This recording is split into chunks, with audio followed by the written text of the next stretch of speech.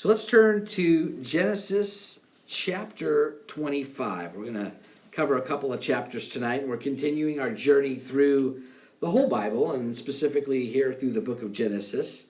And if you think about the book of Genesis, we've talked about it, we've entitled it Dawn, right? Because we've seen the dawn of just about anything and everything that you can imagine as far as our experiences in human life so far. We're going to see more as well.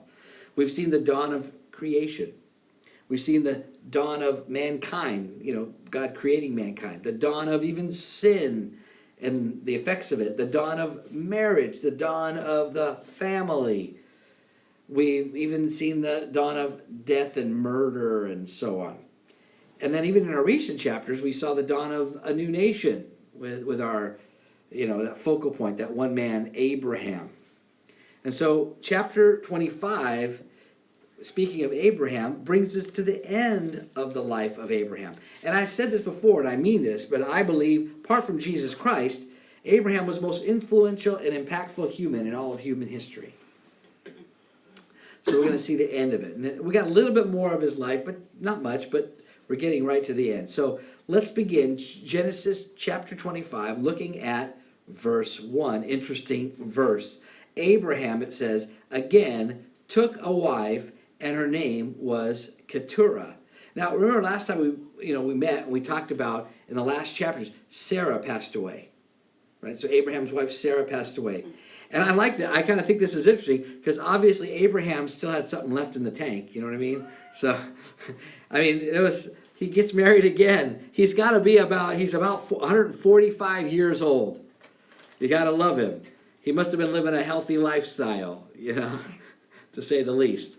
So it tells us in verse 1 that this is his wife, but we're going to see later that it refers actually to her as a concubine. So it wasn't kind of the full sense of being a wife. But, come on in. And that's important because we're going to see how that plays out as far as the idea of inheritance is concerned. And so we'll see that. So let's look at verse 2 again. It says, and she bore him Zimram, and these are all the kids, Jokshan, Medan, Midian, Ishbak, Shua, Jokshan, begot Sheba and Dedan, and the sons of Dedan were Asherim and Letushim and Leumim, and the sons of Midian were Ephah and Epher and Hanok and Abadah and Aldaah. And all these were the children of Keturah. So I hope I didn't butcher all those names. I tried to do them as best I could. But most of those names aren't really relevant as far as our story is concerned. But here's what I would say. One name stands out. One of the sons of Keturah was Midian. And we believe that's going to be later the father of the Midianites. Now, that's interesting because you see further interaction with the Midianites and Israel during the time of the Exodus. Moses, right, marries a Midianite woman by the name of Zipporah. And then as well, her father, Jethro, was going to have a relationship with Moses, kind of giving him counsel and so on. So we're going to see there's a little bit of that in there. But let's move forward. Verse 5 says, and Abraham gave all that he had to Isaac. Now, these other offsprings would still fall under the Abrahamic covenant. In other words, they would become great nations, and they would have some sort of blessings from God through Abraham, being that he is part of the offerings. But we need to understand, by no means, just as we said about Ishmael, no means would they receive, if you will, the promise or the passing on of the covenant by God. Verse 6, but Abraham gave gifts to the sons of the concubines which Abraham had, and while he was still living, he sent them eastward, away from Isaac, his son, to the country of the east. And so Abraham gives them gifts. In other words, basically he said Abraham is going to make sure, as a good father, as a good, that they're going to be taken care of. They're going to be taken care of, right? But they didn't receive all that Isaac would receive. In other words, Abraham made sure that there would be no confusion in who was ultimately meant to not only inherit the bulk of his fortune, but more importantly, who would inherit the promise, the covenant that God had not only made with Abraham, but now is going to be passed on to his son Isaac and to subsequent generations. So Isaac, and we talked about this before, like with Ishmael and Isaac, Isaac was always and will always be for Abraham the son of promise. Right? He's going to receive the bulk of the blessings. And listen, that's kind of similar in a lot of ways. We can think about it in terms of ourselves, because we, as children of God, as Christians, as are sons of inheritance. Right? The world, think about this, the world receives blessings from the Lord. Whether they realize it or not, the world receives blessings from the Lord. Matthew 5:45 says, He, God, makes His sun, S-U-N, to rise on the evil and on the good, and sends rain on the just and on the unjust.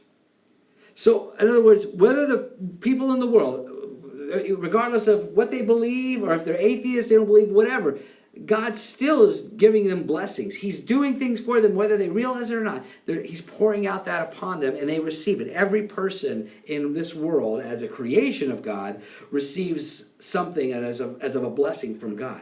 But listen, ultimately we know, though, those blessings stop when it comes to salvation, when it comes to eternal life. In other words, when it comes to the promise of God. It only stops. It only goes so far. We have certain things that we can look to in this world as blessings, but when it comes to eternity, it stops there.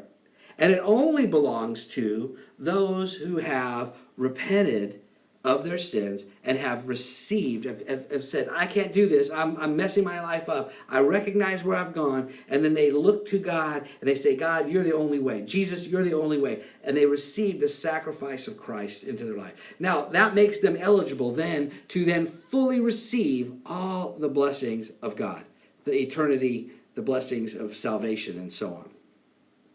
Now, verse 7. We now come to the death of Abraham. It says the sum of the years of Abraham's life, which he lived, were 175 years. So another 30 more years from the time he had those children with Keturah. Then Abraham breathed his last and died in a good old age, an old man and full of years, and was gathered to his people. And his sons Isaac and Ishmael buried him in the cave of Machpelah, which is before Mamre, in the field of Ephron, the son of Zoar the Hittite, the field which Abraham purchased with the sons of Heth. There Abraham was buried, and Sarah his wife.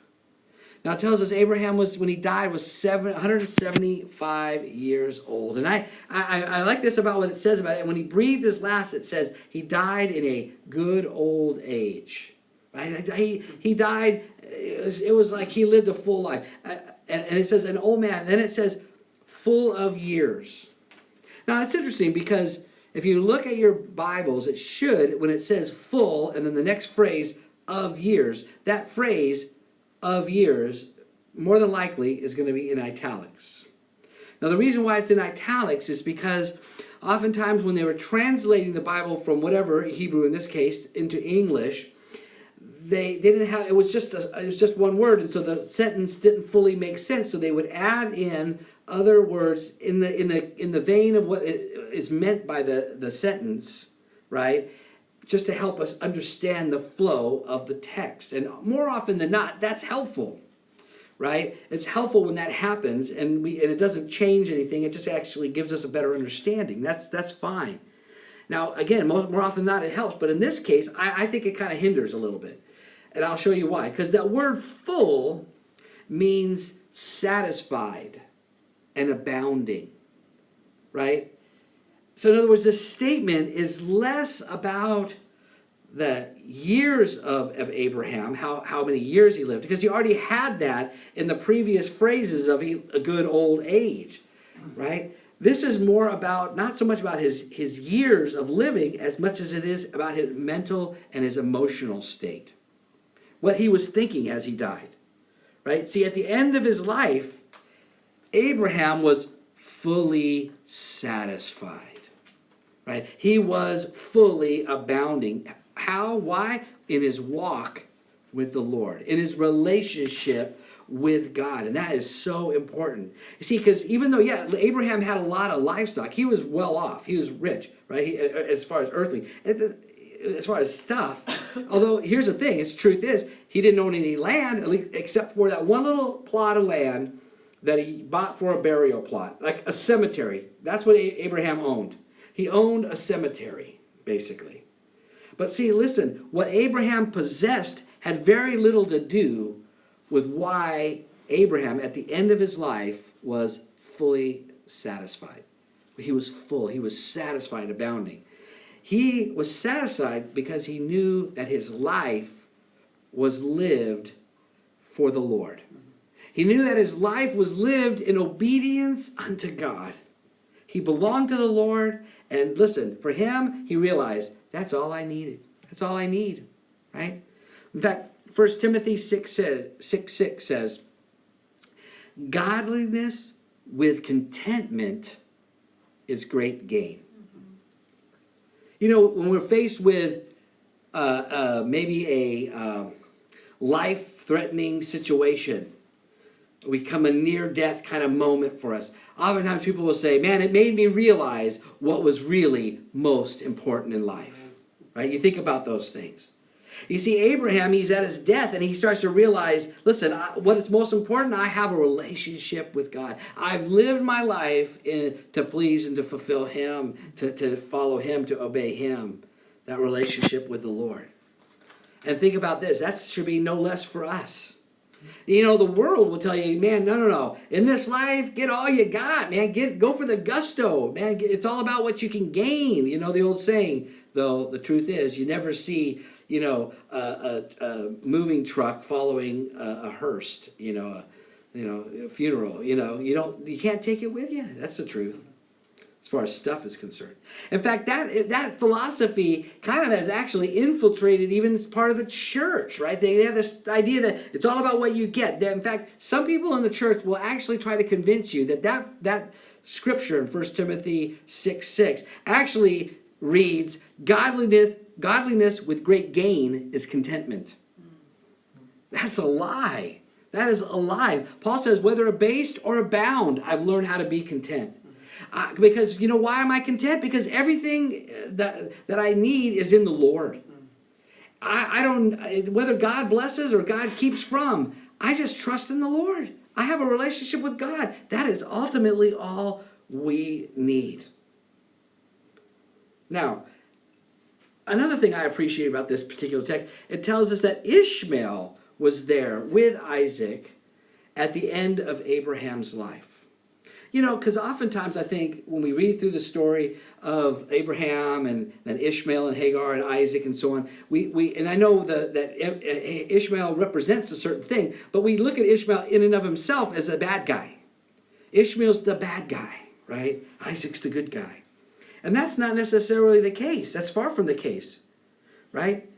You see, Ishmael is often seen, and he actually is viewed in the scriptures as a representation of Israel, of the Jews, of the Old Testament covenant, right? That's what Paul says, that he represents the Mount Sinai, the Old Testament covenant, right? The Jews in that sense, as opposed to the child of promise through Christ, through the free woman, right? And so here's the thing, right? The interesting, Ishmael, so just as Ishmael was there in the last days of Abraham, when his last days were played out, so too Israel will be there in the last chapters of man's history as they are played out.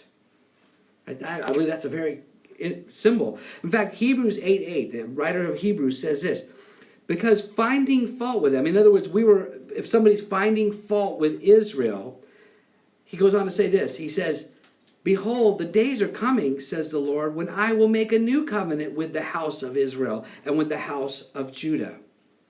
Right? We can point, a lot of people do. They point at Israel, they say, oh, this is, why we reject them, because, they crucified Jesus, and they rejected the Lord. And I know those are true in that sense as far as the history is concerned.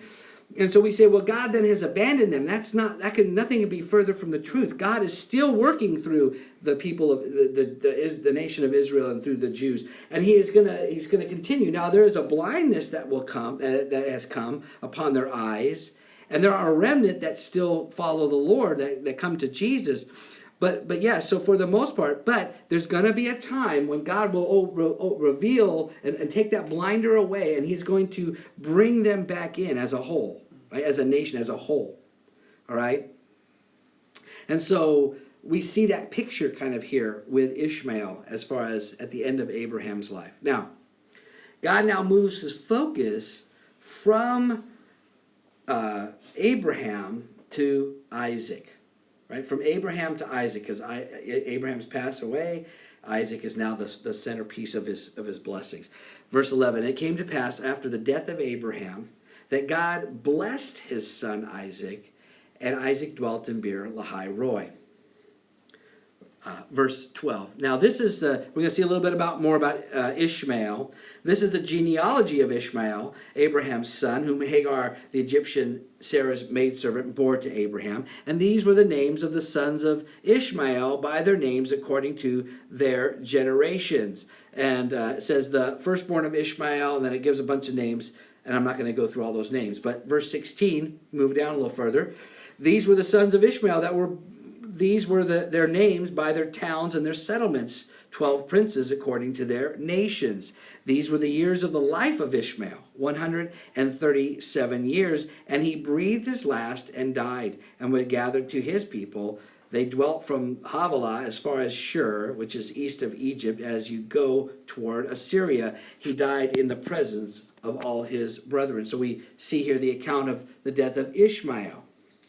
And it's interesting because God he's continuing to fulfill his promise that he made to Hagar and to Ishmael, that he was going to make of his descendants great nations as well. And that is subsequently as well, that is a part of the Abrahamic covenant, that through Abraham he would make many nations. And so we see here with Ishmael as well as to the sons of Keturah, God brings forth what we might call the Arab nations. And you see them being birthed. And so then we move forward in verse 19. It says, now this is a genealogy of Isaac, Abraham's son. Abraham begot Isaac. Isaac was 40 years old when he took Rebekah as wife, and the daughter of Bethuel, the Syrian of Padam Aram, and the sister of Laban, the Syrian. Verse 21. Now Isaac pleaded with the Lord for his wife, because she was barren, and the Lord granted his plea, and Rebekah, his wife, conceived. So you basically have from between verse 21 and verse 20 and verse 21, you basically have roughly 19-20 years that just took place, right? That between those two verses. In the sense that Isaac was 40 years old when he married Rebekah, and now we're going to see when she has children, he's going to be 60 years old. But there's a problem with Rebekah's pregnancy. We see this. Look at verse 22. But the children struggled together within her, and she said, if all is well, why am I like this? So she went to inquire of the Lord. Now, it was a problem pregnancy. There was something going on. There was a struggle going on, right? Like a war zone was taking place. And, they didn't have an A&E at the hospitals. They didn't have a hospital back. They didn't have obstetricians. They're just going to deal with this. And so, of course, rightfully so, Rebekah, she seeks the Lord. She goes to the Lord. Lord, what is going on? What is going on within inside of me? And I love it because God answers her and reveals something very interesting, very amazing. Verse 23, and the Lord said to her, 2 nations are in your womb. And Sarah's like, oh, I get it, right? It's not 2 kids, it's 2 nations. It feels like there's that many people within my womb right now. It's just going on, everything that's going on. But he goes on, 2 people shall be separated from your body. 1 people shall be stronger than the other, and the older shall serve the younger. Now, it's important to note when God looked into Rebekah's womb, he saw 2 babies. But he didn't just see two babies, right? In fact, it tells us he saw two nations, right? He saw two nations. In other words, he did not only just see two lives, he saw two futures. He saw two destinies. And so that is a very important piece of information when it comes to the question of when does life begin? When does life begin? We say in the Bible clearly shows life begins at conception. But again, here, not only does life begin at conception, in God's eyes, a whole history begins at conception. Right? That's these two children that are in Rebekah's womb. And he gives this phrase at the end of this prophecy. It's a prophetic word from God. The older shall serve the younger. Now we're going to see how this plays out as we move along in our story. Look at verse 24. When her days were fulfilled for her to give birth, indeed there were twins in her womb. And the first came out red, and he was like a hairy garment all over. So they called his name Esau. Esau means hairy. So that's like, people in those days when they were born, what do we name him? Well, let's see. What can we say about him? Well, he's hairy. There you go, Harry. Thank you, Harry. They could have called him, Jumper or something like that. Heavy sweater, kind of thing. They called him Esau. And he came out red. We're going to see how that plays out even more so as we move along. So there's one child down, one to go. Verse 26, afterward his brother came out, and his hand took hold of Esau's heel, so his name was called Jacob. And then it goes on to say Isaac was 60 years old when she bore them. Now, so Jacob comes forward, and at first we were told there's a struggle going on in the womb. And I think it's interesting because even after Esau was born, like the struggle wasn't over. So Esau comes out, and then as he's coming out, there's like a hand comes out. Bam! And he grabs the heel. That's what kind of picture you get. Like Jacob just grabs the heel. Like, it's not over yet, pal. Kind of a thing. And of course, well, what are you going to call him, right? Well, what did he do? He grabbed the heel. So that's what Jacob means. It actually means heel catcher. Now, that's what it means, but his name actually went on to become known, or the meaning of his name, as supplanter or deceiver. And so Jacob, we're going to see aspects of his personality. Some of his things, the things that he did, you might say he sought to manipulate the situation, or at least to take advantage of the circumstances to benefit himself, or benefit, where he's going, what direction he's going. But here's the thing, even with all those character flaws, God was going to use Jacob. Right? God was going to use Jacob, and actually, God saw Jacob and considered Jacob as righteous. Okay? We're going to see that. Now, a couple things, some things about the boys, because they're babies, now they're starting to grow up. Verse 27, so the boys grew. We're going to move along in history, right? The boys grew, now they're men. And Esau was a skilled hunter, a man of the field. But Jacob was a mild man, dwelling in tents. So Esau, it says he was a hunter, right? A man of the field. So he was kind of an outdoorsman.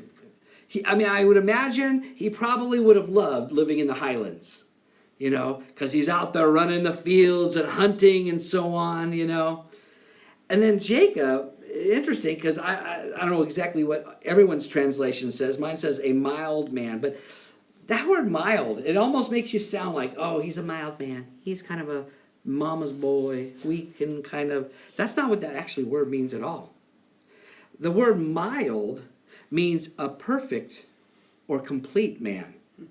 One who lacks nothing in physical strength or beauty.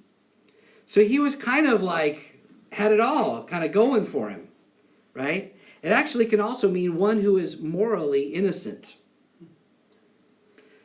See, what we have to understand with Jacob, he was a contented man.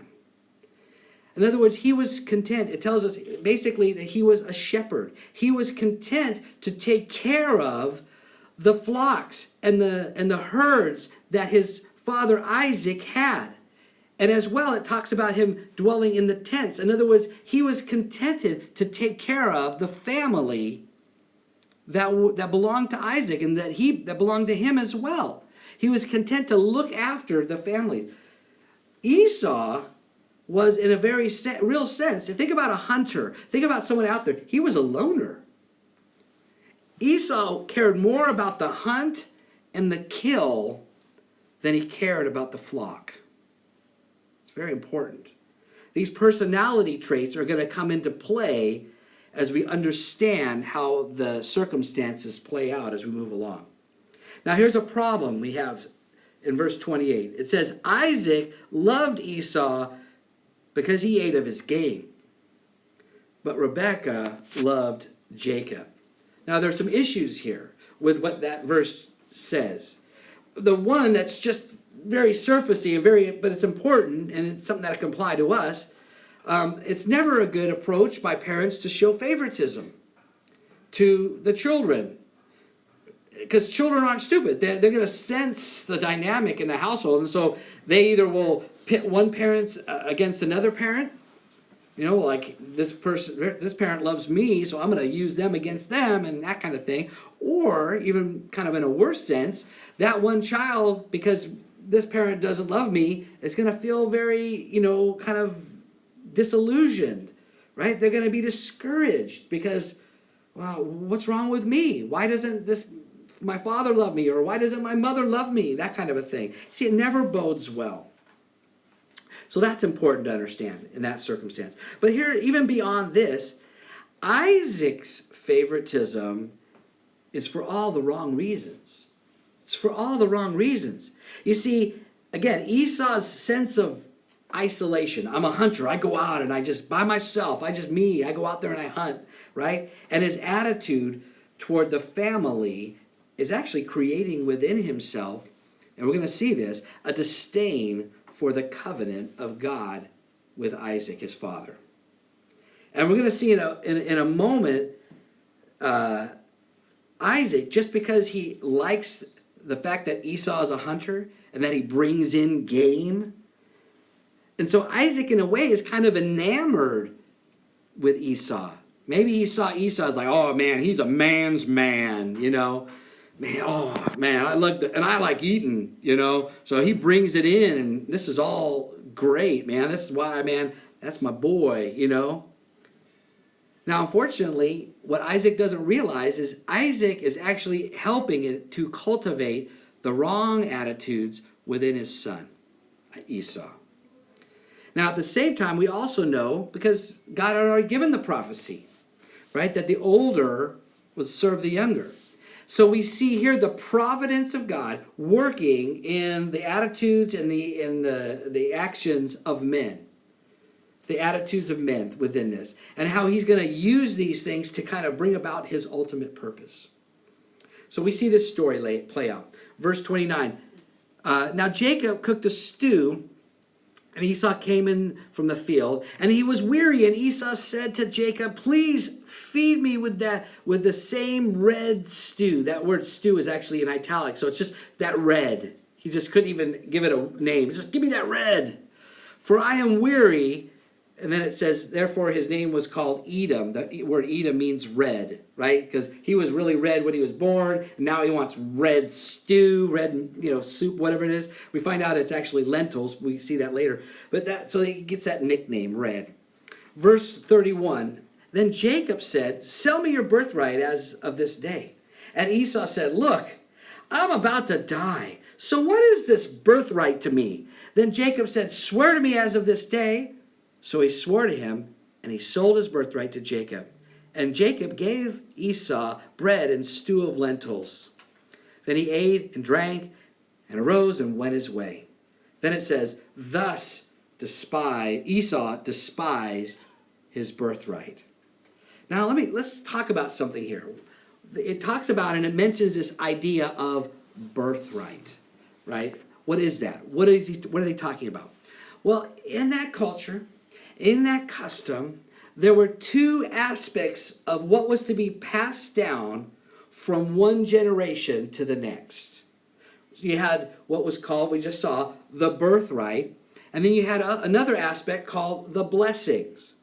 And the blessings are easy to understand, and we'll see those actually in chapter 27. The blessings involve the inheritance of wealth, right? What a father would pass down to his sons. Now, of course, with Isaac, it involved God. God was in the mix. So not only did it involve that, it also involved a spiritual word of promise that would come straight from God.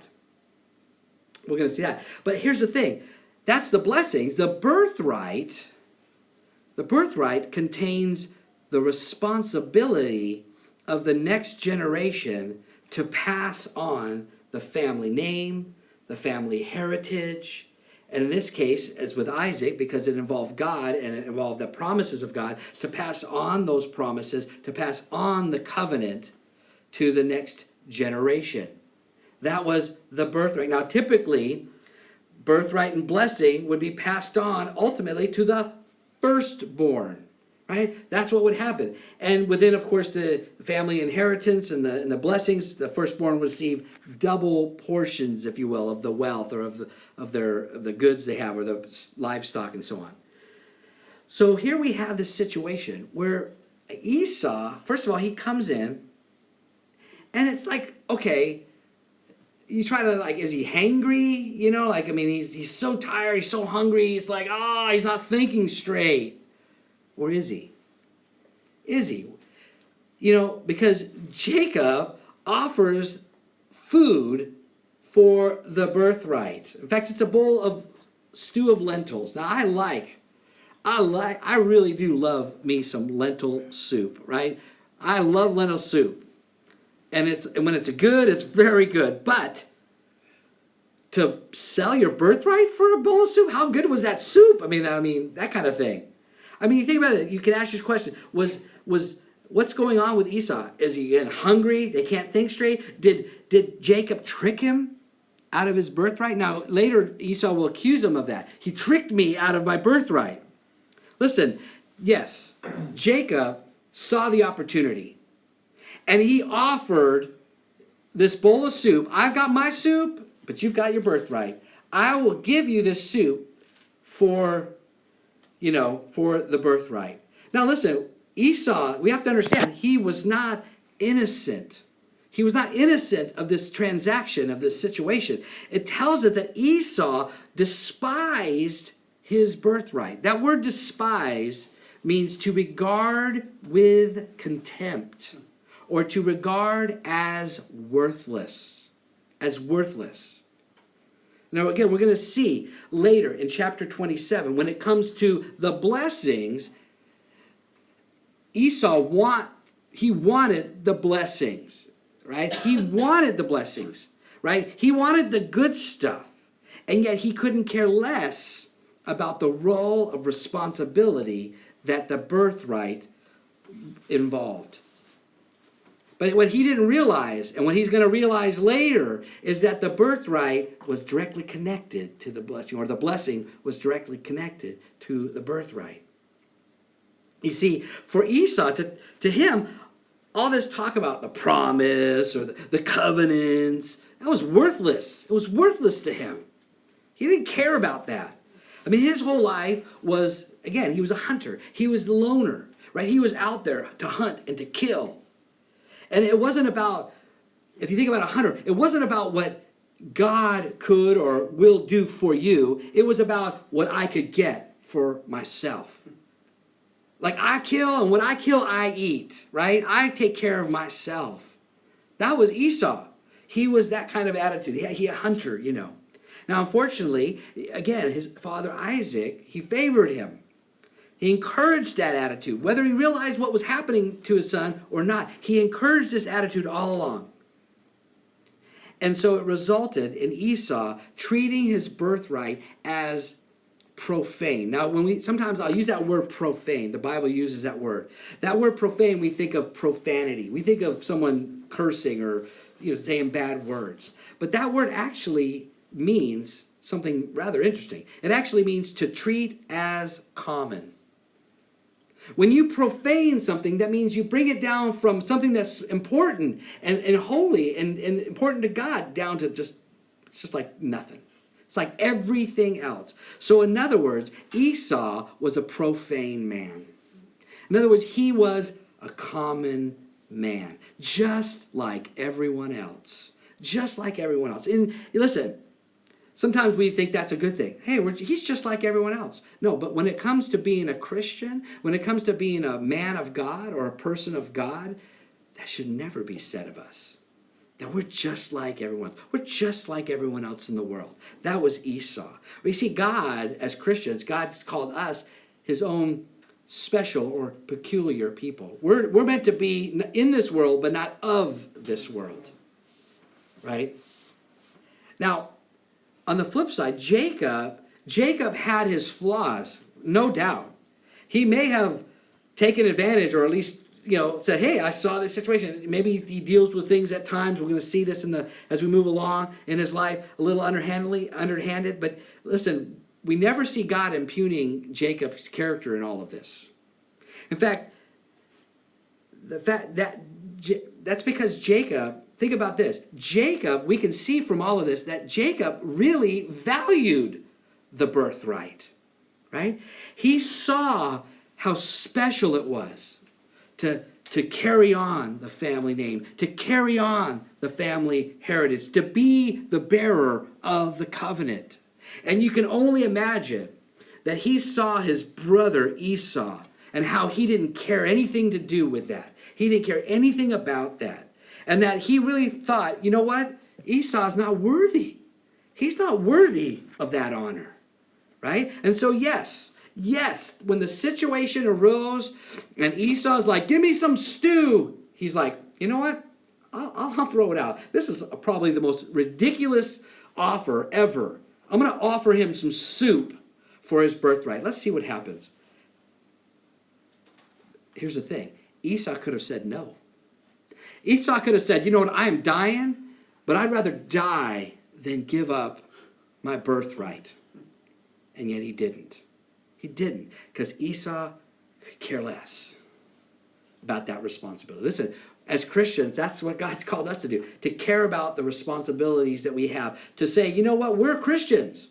The things that we do matter, right? The life that we live matters. If we're living just for today, if we're living just for our jobs or just for our careers or just for, what stuff we can have, if we're just caring about that, then we're common. We're just like everyone else.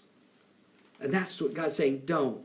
That's not what I want. I've called you to rise above that. It's not that we can't have a job or we can't have a career or we can't have a home or we can't have stuff even. But we have to care that the work of God and what God has called us to do is most important in our lives. Living for the Lord and the decisions that we make for the Lord are far above the things that we have in this world. Otherwise, we're just profane people. We're just common people. That's not what God called us to be. Let's move to chapter 26. We'll try to move on through this fairly quickly. Verse 1, we'll read several verses here. Now, there was a famine in the land, besides the first famine that was in the days of Abraham. And Isaac went to Abimelech, king of the Philistines in Gerar. Then the Lord appeared to him and said, do not go down to Egypt. Live in the land of which I shall tell you. Dwell in this land, and I will be with you and bless you to you and your descendants. I give you all these lands, and I will perform the oath which I swore to Abraham your father, and I will make your descendants multiply as the stars of heaven. I will give to your descendants all these lands, and your seed all the nations of the earth shall be blessed, because Abraham obeyed my voice and kept my charge, my commandments, my statutes, and my laws. So Isaac dwelt in Gerar. Now, God is speaking again to Isaac. He spoke to Abraham, now he's speaking to Isaac. Now we see here Abimelech in the Philistines talking about him going down to that place, right? You remember the Philistines with Abraham made a treaty with Abimelech. Don't do me any harm, do good to me, we did good to you, and so on and so forth. So this should have been a safe place for Isaac to go. He should have known this. But God speaks to Isaac, and he's reiterating the promise. He's reassuring Isaac, right? That he made this covenant with his father. I'm making it with you now, right? Verse 7, but we have a problem here, because it says, the men of the place asked about his wife, and he said, she is my sister. For he was afraid to say she is my wife, because he thought, lest the men of this place kill me for Rebekah, for she is beautiful to behold. And you're like, deja vu, all over again. I mean, it's like multiple times that we have to go through this again. We saw this already twice with Abraham, and now we're seeing this with Isaac, as the expression goes, like father, like son, right? With Abraham, at least it was a half-truth, right? Like, she's my sister. Well, half-sister. But with Isaac, that's like all lie. It's completely a lie. Cousins, whatever, no sister involved here. And I think, well, that should speak volumes to us, because the actions of us as parents have influence on our children. So Isaac probably heard the story about the first one. I believe he was around the second time. So he's like, hey, you know what? It worked for Dad. Let me, check it out and work. It works for me. And we talked about this before, both times with Abraham. Why did Isaac do this? Because of fear, right? Fear is the opposite of faith. Yeah. Fear is the opposite of faith. Fear is the enemy, if you will, of faith. And Isaac should have had faith, because first off, this is the best part. God told him, I will be with you. I will be with you wherever you go. I'll take care of you, right? I'll bless you every step of the way. I'll even guide you. I'll lead you. But even on top of that, in the sense of, the situation, he should have remembered, hey, you know what? These guys, we already have a treaty with them. So this is a safe place. This should be a good place. But he's fearful.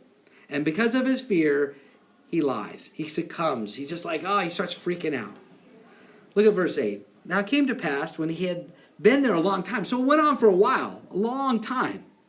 Imagine you're putting your wife out there like that, making her like kind of vulnerable. And he's just for a long time. Then it says, Abimelech, king of the Philistines, looked through a window and saw, and there was Isaac showing endearment to Rebekah, his wife. I like the old King James, It says he was sporting Rebekah, his wife. I like that word, sporting. He was showing her affection. He was caressing her, maybe kissing her, whatever. He was like, hey, wait, that's not how you treat your sister. That is not a sister thing, okay? And so Abimelech called Isaac and said, quite obviously, she is your wife. Hello. So how could you say she is my sister? The jig is up for Isaac. Isaac says to him, because I said, lest I die on her account. And Abimelech said, what is this you have done to us? I'm almost like, your dad, now you? What's going on with you people? You got a problem. And he says, one of my people might soon have lain with her, with your wife, and you would have brought guilt on us. So Abimelech charged all his people, saying, he who touches this man or his wife shall surely be put to death. He's like, I don't want to mess with this. Leave these folks alone. Don't even touch them. Stay away from them, right? And we talked about this already multiple times. Anytime you're getting rebuked by the world, it's not a good thing. As a believer, as a person of God, to be rebuked by the world, you're doing something wrong. Now, I love God, because God is still gracious to Isaac. Look at verse 12. Then just went out? You want to get a battery? Apologize. Just grab one there's one sitting on the Don, right there. I got it, Sam. This will work. This will work for the time we've got left. Okay, we'll try that. So verse 12, we're over there. There we are. Isaac, it says, sowed in the land and reaped in the same year 100-fold. Woo! Bounty harvest. and the Lord blessed him. The man began to prosper and continued prospering until he became very prosperous, for he had possessions of flocks, possessions of herds, and a great number of servants. So the Philistines envied him. You know, I think that's just like the world. Think about this. The world is okay with lending you, as a child of God, lending you a hand, right? You come and stay in our land, so on and so forth. They're even okay when they're doing the rebuking. Like, well, we'll tell you a thing or two, right? But they hate it when God prospers us as his people, right? They hate that. And there's envy, and we see envy in their actions that they take, right? Look at verse 15. Now the Philistines had stopped up all the wells which his father's servants had dug in the days of Abraham his father, and they had filled them with earth. You know, remember water we talked about in that day and age was like gold, right? And so for these Philistines to say, oh, you know, Abraham dug all these wells, they put dirt in them and they stopped them up. In other words, they were doing everything they can do to try to stop Isaac from prospering, right? And the problem got to a certain point. It's like, no, we got to separate. There got to be a separation. Verse 16. Then Abimelech said to Isaac, "Go away from us, for you are much mightier than we." Then Isaac departed from there and pitched his tent in the valley of Gerar and dwelt there. And so it's still in Philistine territory. And Isaac dug again the wells of water which they had dug in the days of Abram. So all the ones they covered up, he's digging back up. He's like, okay, we're going to try to do this. And it says, for the Philistines had stopped them up after the death of Abraham. And he called them by the names which his father had called them. And also Isaac's servants dug in the valley and found a well of running water there. But the herdsmen of Gerar, in other words, the Philistines, quarreled with Isaac's herdsmen, saying, oh no, that's our water. That water's ours. Kind of like claiming like, well, you may have dug that well, but this is our territory. You know, all right, fine. So he called the name of the well Esek because they quarreled with him. Then they dug another well, and they quarreled with that over that one also. So he called its name Sitnah. And then he moved from there. So they're just like moving and moving and moving, right? Out, further out, further out. And they dug another well, and they did not quarrel over it. So he called its name Rehoboth, because he said, for now the Lord has made room for us, and we shall be fruitful in the land. So it's just like this hassle with the Philistines. It's like the world, they're jealous. They don't want him to prosper. Every chance they get, they try to stop him, and he's moving. And he's just kind of like, I'm just moving. I'm just keep moving forward, keep moving out, getting away from the worldliness, right? Verse 23, then he went up from there to Beersheba, and the Lord appeared to him that same night and said, I am the God of your father Abraham. Do not fear, for I am with you. I will bless you and multiply your descendants for my servant Abraham's sake. So he built an altar there and called on the name of the Lord, and he pitched his tent there, and there Isaac's servant dug a well. Started digging this well. Now at this point, Isaac's in Beersheba. That was very close to, very near where he had started with Beer Lahai Roy. He's almost basically, in a sense, back where he started from, where he should have been in a sense. And God, at that very moment, appears to him. Right? And so it's like us as believers. It's like, you know, when we stray from God, when we move away from God, we can't hear from God. Mm-hmm. But that moment we come back to the Lord, he's right there. Mm-hmm. He speaks to us. Right? Because you know what? When we can't hear from God, it's not God moving away from us. It's us moving away from God. Every single time. When we go back to God, when we go back to that place where we were supposed to have been in the first place, God speaks, right? And there's a well here that they're digging. Now this well, there was a previous well that they used for their flocks and so on. This particular well was actually a personal well, right? It was for their family. It was going to be close to them. It was going to take care of their needs, and I love that because that speaks volume to us. It's not enough to care for the world and the ministry and so on and do everything for them if we're neglecting our own family. If we're neglecting what's right there in front of us, right? What God has given to us. The Bible clearly says if a man doesn't take care of his own household, he's worse than an infidel. So that's a charge to us that God has called us to keep him in the center of our home. Before we ever go out into the world, we got to be keepers of our own home, take care of our own home. Now, verse 26. Then Abimelech came to him there in Gerar, so he's like coming out following him, if you will, with Ahuzath and one of his friends, and Phicol, the commander of his army. We've seen that guy before. And Isaac says to him, why have you come to me, since you hate me, and have sent me away from you? It's like, what's up here? We went away like you asked us to do, and you're coming here. But they said, we have certainly seen that the Lord is with you. And so we said, let there be an oath between us, between you and us, and let us make a covenant with you that you will do us no harm, since we have not touched you, and since we have done nothing to you but good, and have sent you away in peace. You are now the blessed of the Lord. So he made them a feast, and they ate and drank. Now, Abimelech and his posse have come to make a treaty, right? They already had made a treaty with Abraham, and that should have sufficed, right? But they're like, we're going to cover our bases. We made one with your dad, but we're going to make one with you as well, just to make sure. Now, what's interesting is he says, we've done nothing but good to you. No. First off, they stopped up all the wells, right? Like, oh, no. And then when they dug those wells up, they're like, oh, no, that's ours. And they took them. So they were doing all kinds of stuff, all kinds of instigating all kinds of trouble along the way. But here's what's interesting.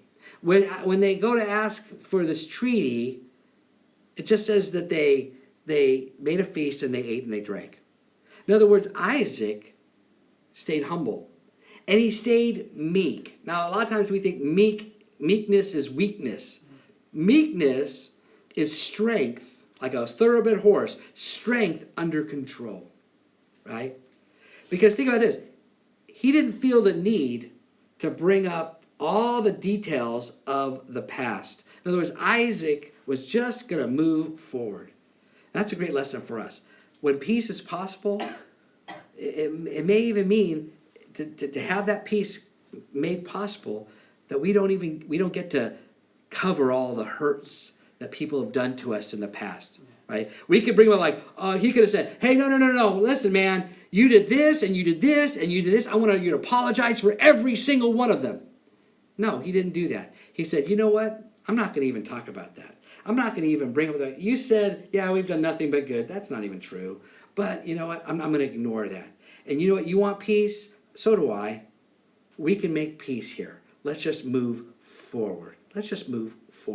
And really what Isaac was doing, he was trusting the Lord.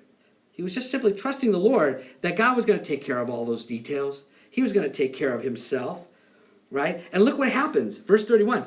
Then they arose early in the morning and swore an oath with one another. So they make this treaty. And Isaac sent them away, and they departed from him in peace. And then here it is. It came to pass that same day, that Isaac's servants came and told him about the well which they had dug, and said to him, we have found water.